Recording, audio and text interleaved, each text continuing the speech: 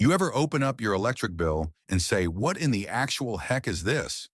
Well, I did, and it booted me right into the middle of a scandal that took down a corrupt deputy, his spoiled, rotten son, and half of county government. Buckle up, because this one starts out with a Tesla and ends up in federal prison. Hey guys, before we embark on this wild ride, drop a comment in the comments section and let me know where you're tuning in from.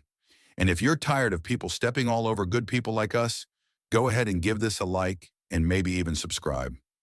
All right, let's do it.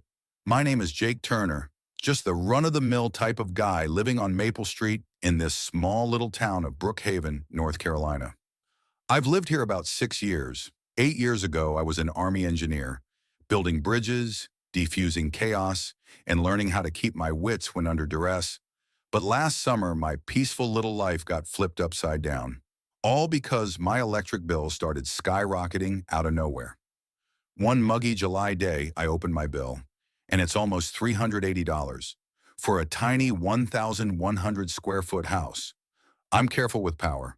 No crypto mining, no blasting the AC nonstop. So something felt off. The next month, $420. That's when I went full-on engineer mode. I tested every appliance, measured consumption, monitored power draw like a hawk. All was fine, except one. My electric meter was working double time every night from 6 p.m. to 2 a.m., even when the whole house was in darkness. So I did what any ex-military type would do: surveillance. I grabbed my binoculars and watched from my second-story window. And sure enough, Tuesday night, there she was. A woman in her 20s, yoga clothes, AirPods in her ears, matter-of-factly jacking her Tesla into a heavy-duty extension cord. That had been plugged into my power panel. She was drinking my electricity like it was her own personal battery bank. Turns out her name's Lauren Mitchell. She's 3 doors down from me in one of the fancy McMansions with a fountain in front of it. Her dad, Tom Mitchell, a county deputy with a reputation for being above the law. Lauren, rich little brat with a Tesla and attitude to boot. So I start recording. Times, pictures, videos. She's at it every night, charging her car for hours. One night she's even putting on her nails on my lawn like she lives here.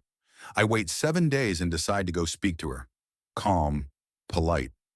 I come outside one Friday night and say, "Hey there, I've seen you've been drawing power off me. I'd like you to cease." She barely even looks up, laughs, and says, "That outlet is public, man." I said, "Ma'am, that's my property, and you're stealing my electricity, and I have proof." This is when she says the old cliche, "You know who my dad is?" She's threatening me, calling me a creep, telling me nobody's going to believe me. I take the footage over, and for a split second, she's caught off guard. Then she goes ballistic, tells me I'm illegally recording her. But I know my rights, recording a crime on your own property. Totally legal. I offered her one last chance to make this right. Next morning, my SUV is trashed, windows smashed, paint keyed with slurs, the word rat scrawled across the side. But what Lauren didn't realize was that my security cams caught everything in 4K. Her, dressed in black, swinging a bat, taking selfies next to my trash car like it was a trophy. I took the video straight to the police. Officer Harris at the station looked at it and said, "This is serious. Doesn't matter who her dad is. This is felony vandalism." But that wasn't the end. A few days later, I'm getting visits from code enforcement, the health department, even the fire marshal. All fake complaints. Then she steals a VA package from my mailbox, my benefits paperwork. My security cam catches her ripping open my mail. That's a federal crime. Now I've had it. I contact the U.S. Postal Inspection Service and pass it all along to them. And that's not all. I contact an Army friend, a Major Karen Ellis, who refers me to Agent Rachel Vega of the FBI's Public Corruption Section. Rachel looks at the tapes and says, "Jake, this is more than you imagine. It turns out Lauren's been buying guns for her felon boyfriend, and her dad's been tipping off drug dealers for cash." My little case of theft of power uncovered a wide-open corruption ring.